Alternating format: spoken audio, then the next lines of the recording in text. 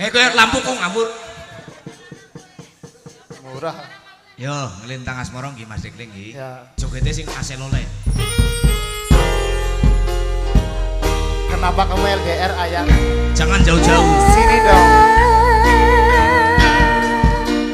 Alah aja. Foto mas bukan story.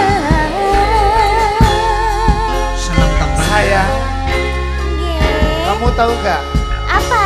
apa bedanya gunung sama kamu? Nggak tahu. Apa itu? Gak tahu ya. Kalau nggak tahu ya udah buat besok aja.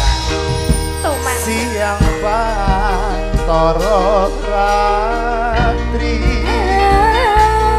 mongen ring manis ati setiaku bisa anduweni marang sanja sulaksi Rasa kangen kang liputi lintang bulan dadi saksi ubayane datang balenjani janji supaya bukti